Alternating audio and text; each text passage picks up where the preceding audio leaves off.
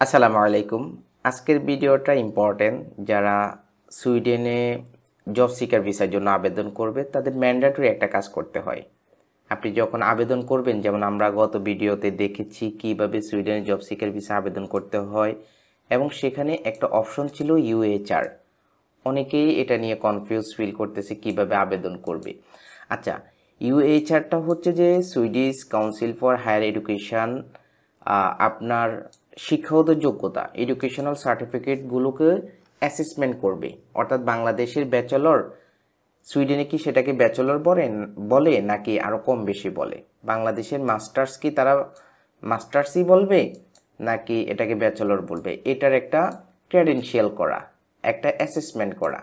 তো অ্যাসেসমেন্ট করার পরে এইরকম একটা কনসেন্ট ফর্ম আমাদেরকে ফিল আপ করতে হয়।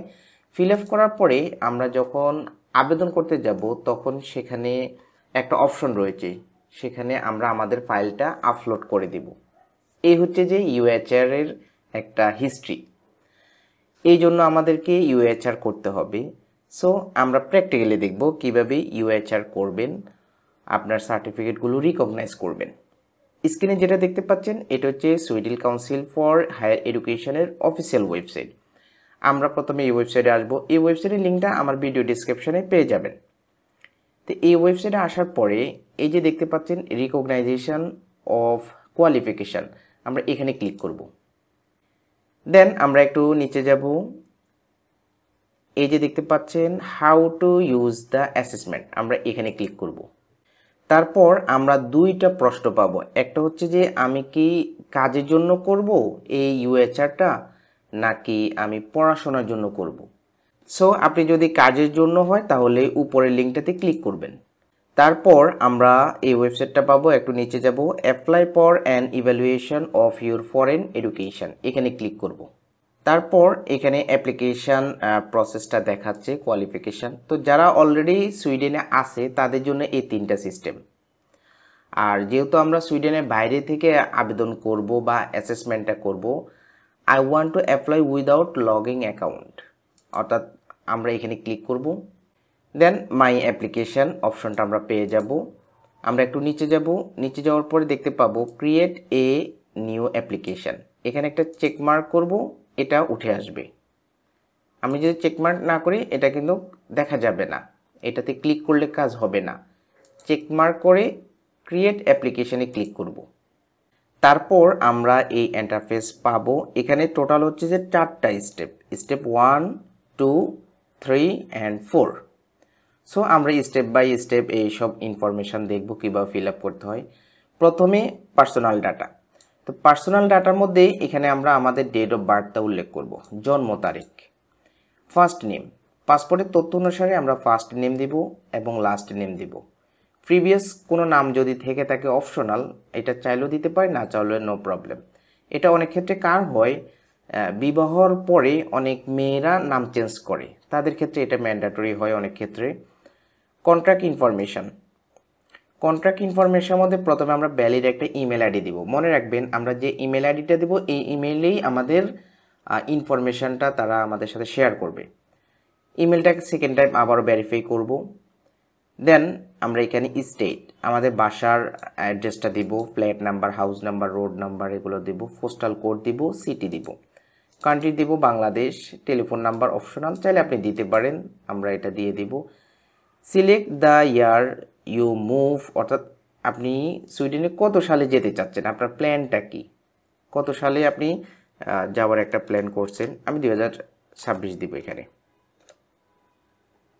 ওকে, then document you write to apply, এক্ষেত্রে আমরা আমাদের পাসপোর্টের কপিটা এখানে আপলোড করে দেব অ্যাটাচ ফাইলে গিয়ে। আপলোড ডকুমেন্ট, এখানে আমরা আমাদের পাসপোর্টের কপিটা আপলোড করব।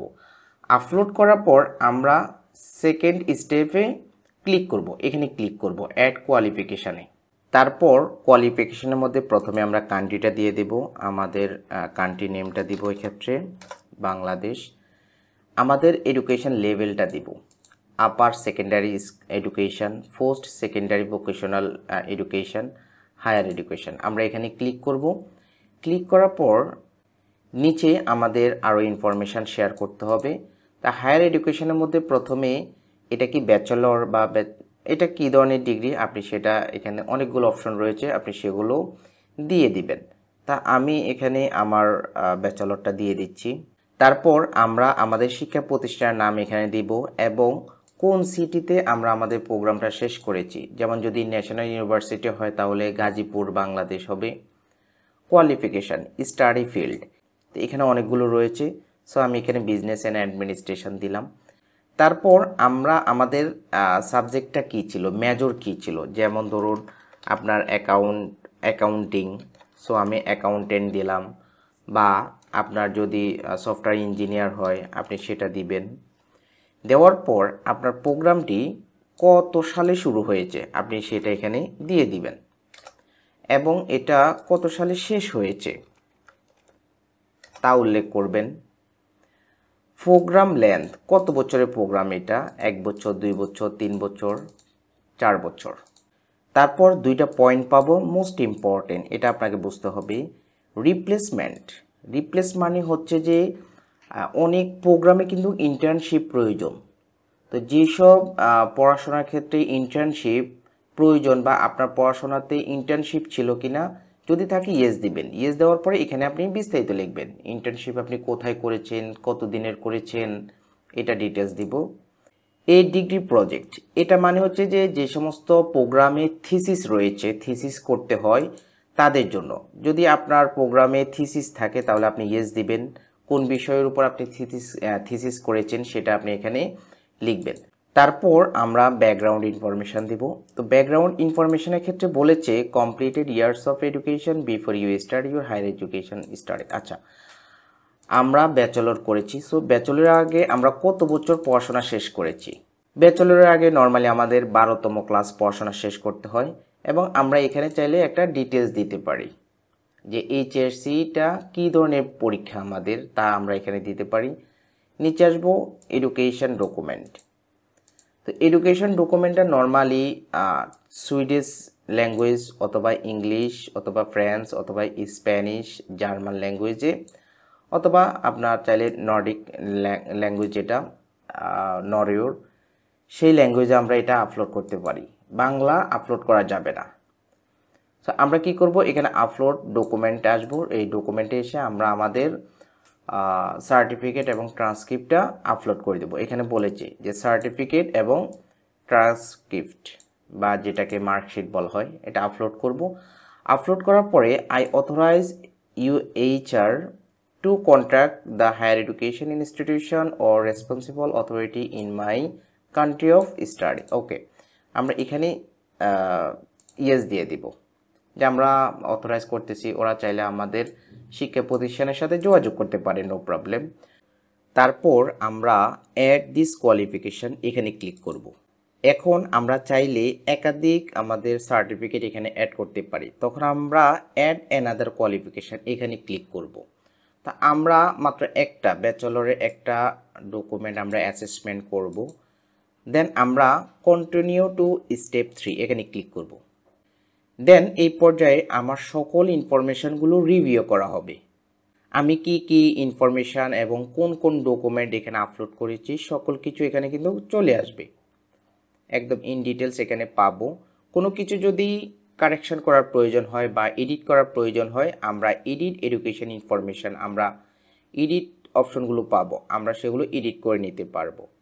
দেন আমরা এখানে একটা চেক মার্ক করব এবং সাবমিট অ্যাপ্লিকেশনে ক্লিক করব। ফাইনালি আমাদের অ্যাপ্লিকেশনটা সাবমিট হয়ে গিয়েছে। সো আমরা এখন আমাদের ইমেলটা চেক করব। আমাদের ইমেইলে নোটিফিকেশান চলে আসবে। এই হচ্ছে আমাদের ইমেল কপি। এটা হচ্ছে যে সুইডেন ল্যাঙ্গুয়েজ, আমরা ইংলিশে ট্রান্সলেট করে নিব। ট্রান্সলেট করে দিলে আমরা দেখতে পাবো। এই হচ্ছে যে আমাদের কনফার্মেশন মেইল। এখানে একটা পিডিএফ তারা শেয়ার করেছে। এই পিডিএফটা উপরে হচ্ছে সুইডেন ল্যাঙ্গুয়েজ এবং নিচে হচ্ছে ইংলিশ। তো ইংলিশে আমাদেরকে এখানে ডাটা দিয়েছে এবং তারা বলেছে তারা আমাদের এটা রিভিউ করবে। তো রিভিউ করার জন্য অনেকগুলি স্টেপ, কতদিন প্রসেসিং সময় লাগবে, 2 থেকে 4 মাস লাগবে। এখানে কিন্তু কোনো অ্যাপ্লিকেশন ফি নেই এবং এখানে তারা তাদের স্টেপ বাই স্টেপ প্রসেসগুলো এখানে শেয়ার করেছে। ওকে, তাহলে আমরা খুব সহজেই কিন্তু এই ইউএইচআরটা অ্যাপ্লিকেশন সাবমিট করতে পারবো ইনশাল্লাহ, আশা করি।